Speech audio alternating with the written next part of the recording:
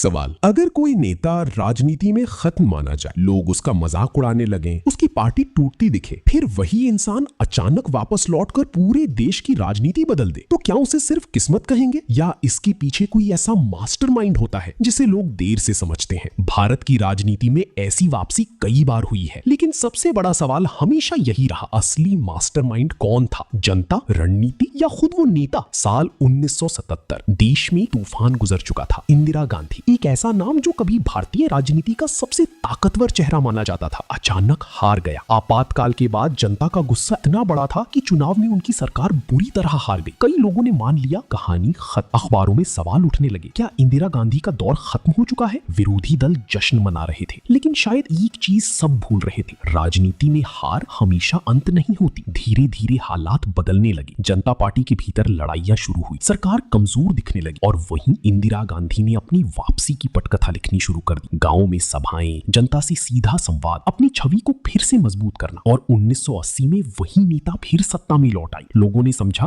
राजनीति में कमबैक सिर्फ जीत नहीं होता, वो टाइमिंग और स्ट्रैटेजी का खेल भी होता है। लेकिन कहानी यहीं खत्म नहीं होती। साल 2014 भारतीय राजनीति में एक और नाम छा गया, नरेंद्र मोदी। भारी बहुमत, मजबूत छवि और लगातार जीत। फिर 2024 का चुनाव आया और तस्वीर थोड़ी बदली। बहुमत पहले जैसा नहीं रहा, विपक्ष अचानक ज्यादा मजबूत दिखने लगा। कई लोगों ने सवाल पूछा, क्या अब राजनीतिक डोमिनेंस कमजोर पड़ रही है? लेकिन अगले महीनों में नैरेटिव, चुनावी रणनीति और संगठन की ताकत ने फिर से उनकी पार्टी की पकड़ मजबूत दिखाई। और फिर एक नाम जिसे कभी लोग गंभीरता से नहीं लेते थे, राहुल गांधी। सालों तक मजाक, आलोचना और हार, लेकिन फिर यात्राएं शुरू हुई। लगातार भाषण, जनता के बीच मौजूद, विपक्ष को एकजुट करने की कोशिश, और धीरे धीरे वही चेहरा राष्ट्रीय बहस का हिस्सा बनने लगा। जो नेता कभी कमजोर समझा जाता था, वही अचानक राजनीति की बड़ी चर्चाओं के केंद्र में आने लगा। तो आखिर असली मास्टरमाइंड कौन था? कोई एक इंसान, कोई सीक्रेट होम स्ट्रेटेजी या जनता का बदलता मूड? शायद भारत की राजनीति का सबसे बड़ा सच यही है, यहाँ कमबैक सिर्फ नेता नहीं करता, टाइमिंग करता, नैरेटिव करता है, विरोधियों की गलतियां करती और सबसे ऊपर जनता फैसला करती है, क्योंकि राजनीति में आखिरी पन्ना कभी सच में आखिरी नहीं होता।